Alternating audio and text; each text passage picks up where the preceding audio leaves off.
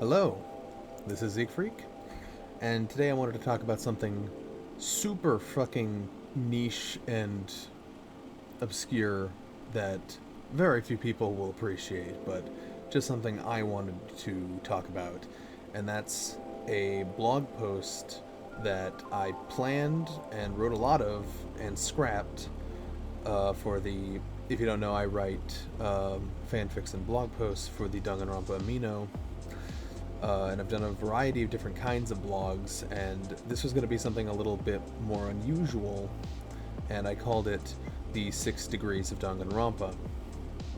Now, the impetus behind this blog was that the idea in my head was, okay, so someone just finished the series, they're done with Danganronpa, they went through the whole thing. What now? What else? If they're missing certain things the series brought them, what could they do next to scratch that itch? So that was the purpose behind the 6 Degrees of Danganronpa blog.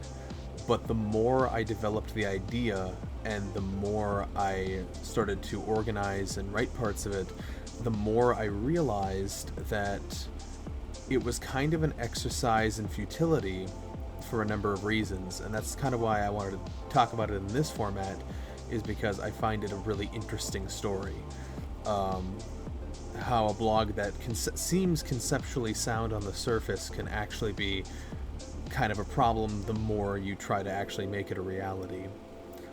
So, just looking at this cover I made, you can kind of tell sort of the direction I was going in it, sort of recommending things, mostly things that I was familiar with, but some things that I wasn't, or still am not, that someone who really liked Danganronpa might enjoy. So, obviously, just to get the shilling out of the way, you got my things. I have on that cover, I have Beyond Fiction and Danganronpa EX there. Those are my projects. And in the interest of fairness, I also included some other fangins like Shattered Hope and Kill Cure. I hadn't actually discovered, I knew about it, but I hadn't actually, the prologue of Coward's Paradise wasn't out yet, so unfortunately that's not on this cover. I would put it there if I made this today, but that's another worthy one. So some other Fangin efforts. So that's obviously the first place you would go, is if you really like Danganronpa, you might like Fangins or Danganronpa related fanfics and stuff like that. I think Yakuza Arc is there as well. That's another prominent long form fanfic. So that was obviously the first place to go, and then the next place to go is other things by Kodaka. So I included, you can see it.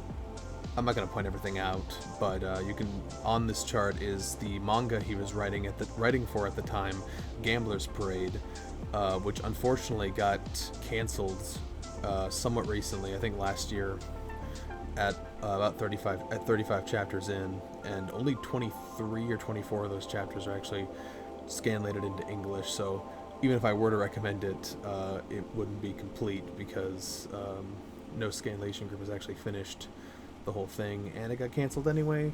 I would really like to do a post reviewing that, but I would need it to be fully translated first, so there's that. I only read the first few chapters before moving on to other things, or just I just forgot them anyway.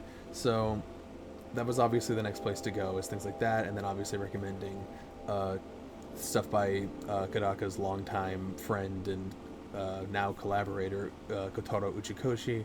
So we got the big Image of Zero Escape there, and some other things he did, like Punchline is there, and there might be something else, I don't know. But anyway, and then there's some 2KO projects that were announced at the time in there, like at the time, what was Death March Club, now World's End Club, Tribe 9, I think Akudama Drive is there somewhere. So that was obviously the next place to go after that. But then where do you go after that? Well, then I got into other sorts of things that are very obviously inspired by Danganronpa, or just in that kind of killing game vein. So I included things like Your Turn to Die, which I'm actually not familiar with, but I know people, fans of Danganronpa, tend to like it. Exile Election, which is a weird choice because it's not translated, but I figured I'd put it on there anyway.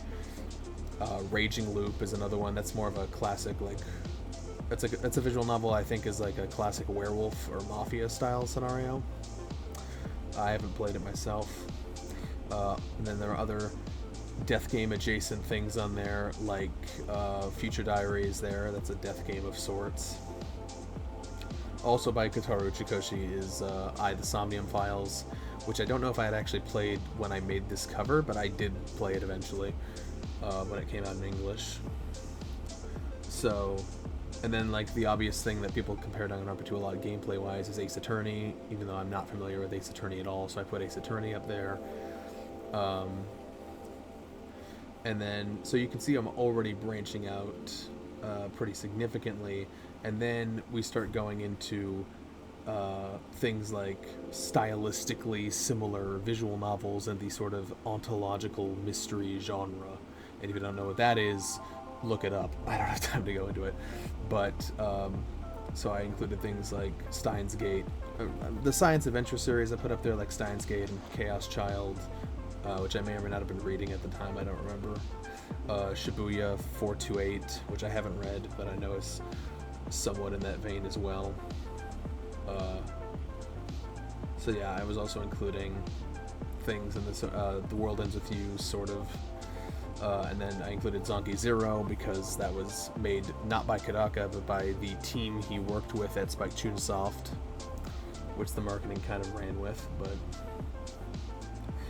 that was a weird situation with Zonky Zero because they always marketed it as by the team that brought you Danganronpa, and I'm like, okay, well it doesn't have Kodaka, and it doesn't have Komatsuzaki, and it doesn't have Tanaka, and that's kind of like the power trifecta that kind of made that series what it is for a lot of people. So what you're really telling me is that a lot of the same programmers worked on it, and that, that doesn't tell me a whole lot about it in a creative sense, but I don't know, I haven't played it. It might be good, it might be not, I don't know. And then I included like SMT-like things, like I think I threw Persona and Devil Survivor in there because if you like Danganronpa for visual novel reasons, you'd probably include that as well, because they have some stylistic overlap and introduce more gameplay and things like that. So yeah, on this I put P4G and Devil Survivor. Devil Survivor probably a little closer thematically.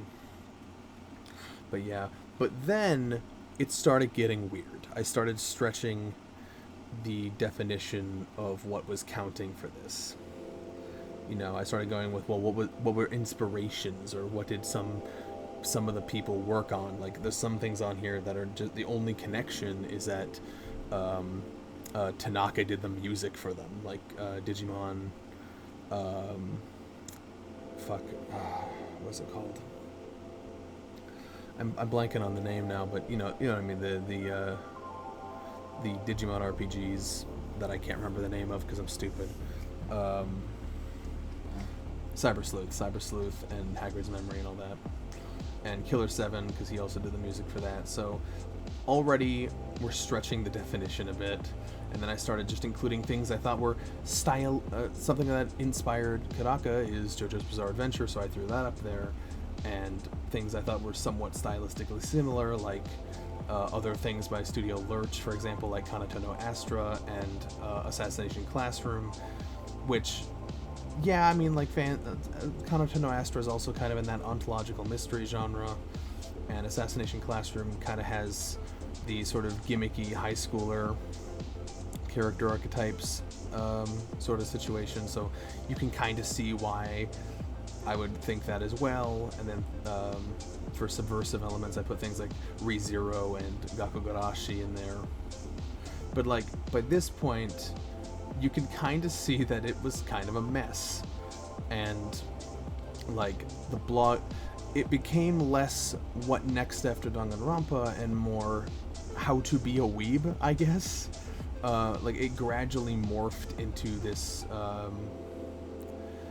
It almost felt like I was just telling people how to be a weeb, which, I mean, like, might be useful information for some people, but I kind of figured, but after a while I figured that, like, people didn't need me to tell them this stuff, you know?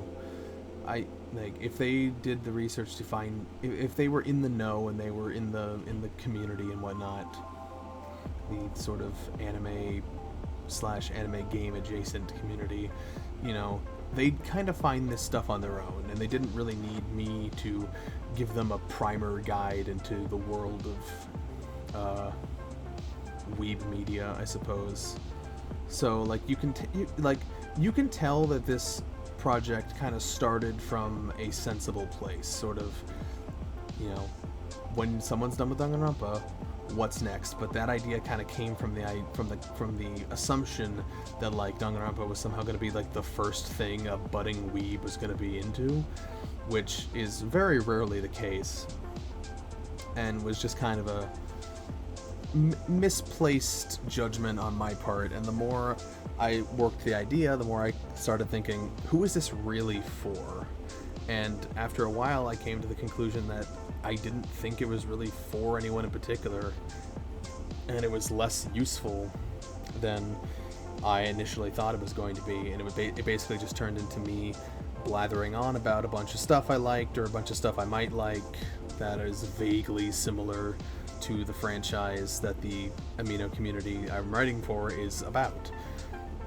So that's basically why I never did this blog, despite how fun of an idea it seemed at first glance, because it became too broad a topic, and every attempt I tried to make to contain it ended up just making me sound like Captain Obvious, like, yeah, well, you know, if you like Danganronpa, you might like Tokyo Project, you might like Uchikoshi's work, like the more sensible options and stuff.